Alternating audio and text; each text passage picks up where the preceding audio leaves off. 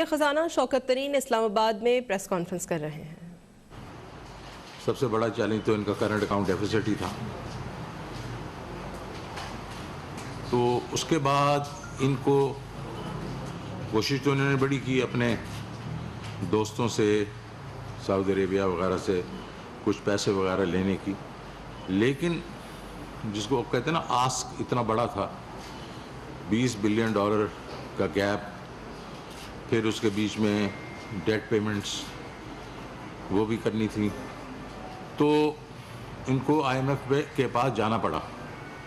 اس حکومت کو I am F کے پاس جب جانا پڑا تو انوائرمنٹ وہ نہیں تھی جو کہ میرے وقت میں، جو 2008 میں میں جب آئی ایم ایف گیا تھا تو دنیا ہمارے ساتھ تھی۔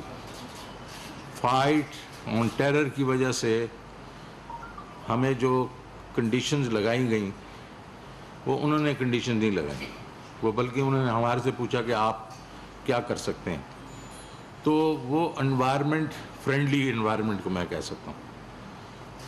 اس وقت جو انوائرمنٹ تھا وہ فرینڈلی نہیں تھا، کیونکہ آپ کو معلوم ہے کہ جو ہمارے ارد گرد جو پولیٹیکل سچویشن ہے، جیو پولیٹیکل سچویشن کی وجہ سے، اور جو میں نام نہیں لینا چاہتا ہوں ملکوں کے، وہ ظاہر ہے انہوں نے اس چیز کو ڈیفیکلٹ کیا۔ تو ہمارا جو یہ آئی ایم ایف پروگرام تھا یہ کافی ڈیفیکلٹ تھا، اس میں انہوں نے فرنٹ لوڈنگ کر دی ساری کی ساری، اور ایسی کنڈیشنز ڈال دیں جو کہ جس کی ایک پولیٹیکل کاسٹ بھی ہوتی ہے۔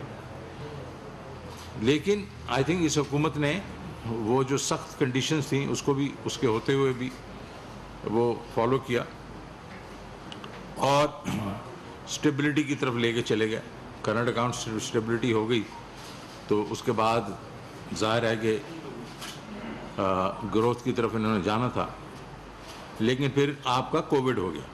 کووڈ میں جو بھی ان کے انیشیٹو ہو رہے تھے، جس میں ریونیو انیشیٹو تھا اور باقی جو انیشیٹو یہ لے رہے تھے کہ ونس اسٹیبلٹی آ جائے in kind of macro economic indicators, تو وہ ہونی تھی، وہ وہیں کے وہیں دھری کی دھری رہ گئی۔ لیکن جیسے کووڈ ریسیڈ کیا تو وہ پھر سے ان کے کووڈ کے بیچ میں بھی انہوں نے کافی، اس حکومت نے 1.2 ٹریلین روپیز کا جو وہ پیکج دیا، ریلیف پیکج، وہ بھی ایک کافی اس کو کریڈٹ جاتا ہے کہ اس نے اسٹیبل کر دی سچویشن، اور آرام سے آپ کی اکانومی نے تھوڑا بڑھنا شروع کیا۔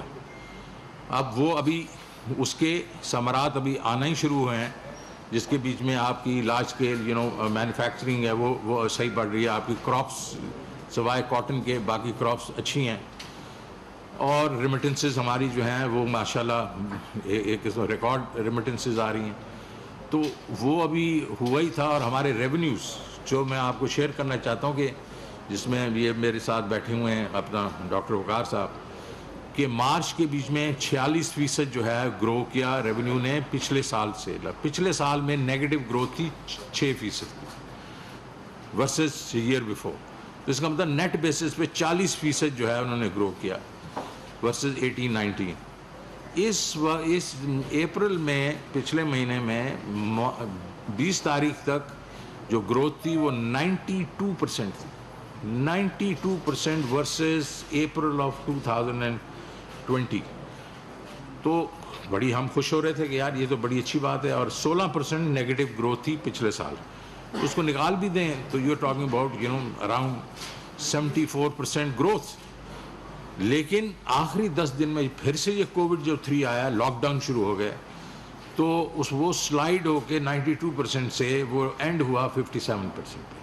سو اس کا مطلب ہے کہ ابھی اس وقت ہمیں جو خطرہ آ رہا ہے وہ کووڈ سے آ رہا ہے، ورنہ ہماری جو ہے وہ ایک قسم سے ریکوری شروع ہو چکی ہے نا۔ اینڈ میں ادھر آ گیا ہوں ابھی، اور میری کیا فلاسفی ہے، پرائم منسٹر کی اس وقت کیا فلاسفی ہے؟ ہماری فلاسفی یہ ہے کہ ہم نے اب بیسیکلی اسٹیبلائزیشن سے نکل کے گروتھ موڈ میں جانا ہے، ہم نے اس اکانومی کو گرو کرنا ہے۔ سو ہمارے لیے کیا چیلنجز ہیں کہ ہم اس کو کیسے، کیا گرو کرنے میں کیا ہمیں کرنا پڑے گا؟ ہمیں کرنا یہ پڑے گا کہ ظاہر ہے ہم کوئی پی ایچ ڈی پہ کے کوئی اور پروجیکٹس انسینٹیوائز کریں انڈسٹری کو، انسینٹیوائز کریں ایگریکلچر کو، تو ان ساروں کو، ہاؤسنگ کو انسینٹیوائز کریں تاکہ لوگوں کے لیے امپلائمنٹ ہو اور انڈسٹری یہ گرو کرے.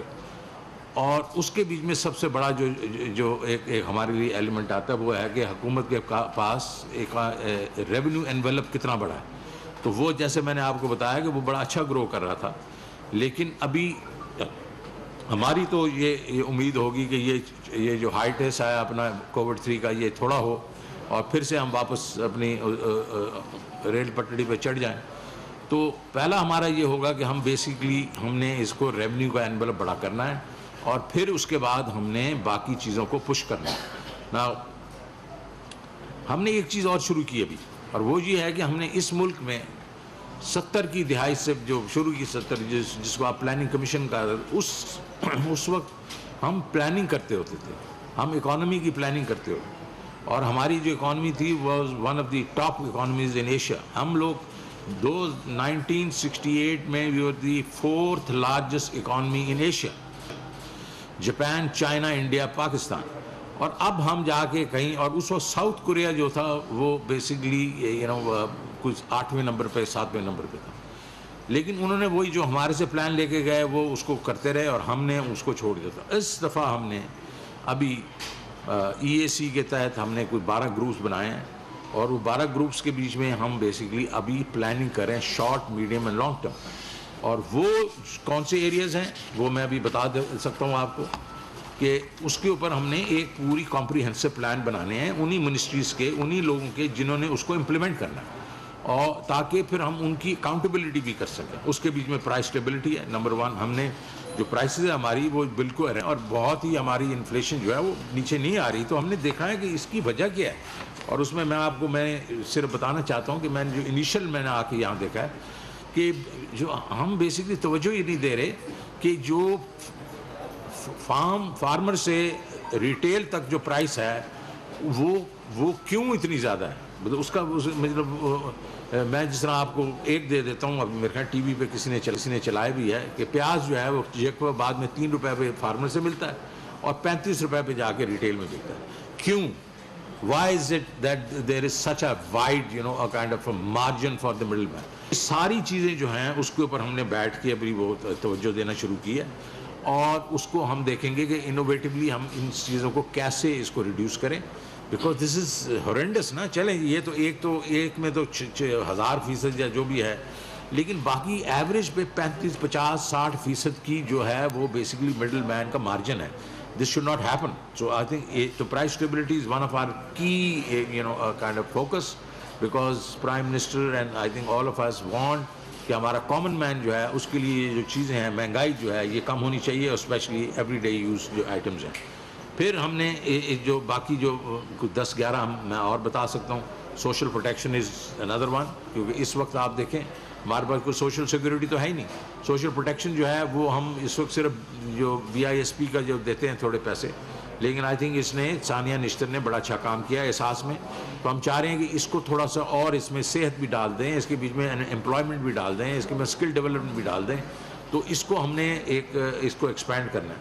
پھر فسکل سسٹینیبلٹی، جس میں ریونیو اور کاسٹ بھی، ریڈکشن آف کاسٹ.